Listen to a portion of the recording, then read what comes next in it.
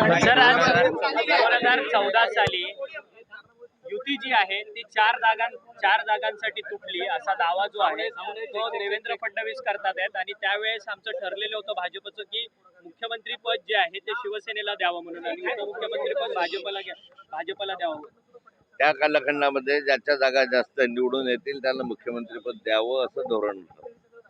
नंतरच्या कालखंडामध्ये शिवसेना आणि भाजपच्या संदर्भामध्ये आम्ही जागा द्यायला तयार होतो, परंतु त्यांना काही जागा जास्तीच्या हव्या होत्या. पूर्वीच्या कालखंडामध्ये 117 अधिक 143 अशा स्वरूपाच्या जागा आम्ही घेत होतो.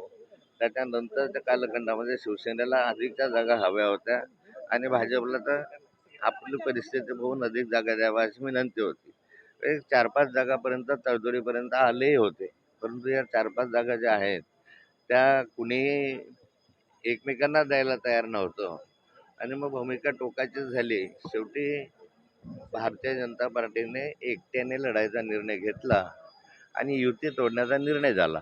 हा निर्णय जो आहे तो पक्षीय पातळीवर झाला, पक्षांतर्गत चर्चा करून तो झाला आणि विरोधी पक्षनेता म्हणून मी तो जाहीर केला.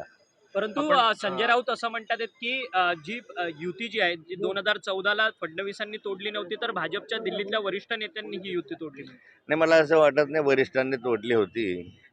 निर्णय जो झाला तोडण्याच्या संदर्भामधला तो या ठिकाणी झाला. भारतीय जनता पार्टीच्या कार्यकारी समितीमध्ये कार्यकर्त्यांशी चर्चा करून निर्णय घेतला आणि हा निर्णय वरिष्ठांना दिल्लीला पोहोचवला, दिल्लीला कळवला. दिल्लीवरून संमती घेतल्यानंतर मग तो निर्णय मी जाहीर केला. मग या सगळ्याला तुम्ही असं म्हणताय की देवेंद्र फडणवीस जबाबदार आहेत, कारण खाली जर निर्णय झाला असेल तर तो फक्त वरती पोहोचवला असं म्हणायचं. देवेंद्र फडणवीस त्या निर्णय प्रक्रियेतला एक भाग होता आणि आता देवेंद्र फडणवीस पक्षाचे अध्यक्ष होते आणि मी विरोधी पक्षनेता होतो. त्यामुळे दोघांपैकी कोणीतरी तो निर्णय जाहीर करणं आवश्यक होतं आणि तो निर्णय मी जाहीर केला. पण खाली कोणी कॉन्फिडंट नव्हतं असं देखील देवेंद्र फडणवीस म्हणतात. आम्ही कॉन्फिडंट होतो की आपण जिंकू शकू, माथूर असेल किंवा नाही, अधिकच्या जागा घेऊन आम्ही जिंकू शकू असं भारतीय जनता पार्टीचं मत होतं, पण तो तरीही युती करावी असा आग्रह होता. पण तो काही कारणासाठी युती होऊ शकली नाही आणि पुढचं चित्र तुमच्या समोर आहे. पण उपमुख्यमंत्र्याबद्दल काही बोलणं झालं होतं, त्या संदर्भात काही चर्चा झाली? ज्याच्या जागा जास्त त्याचा मुख्यमंत्री असं ठरलेलं होतं. उपमुख्यमंत्री संदर्भात काही चर्चा? नंतर तो उपमुख्यमंत्री स्वाभाविक आहे, ज्याच्या जागा कमी तो उपमुख्यमंत्री. अच्छा, तो होणारच ते हेही ठरलं होतं. Thank you sir.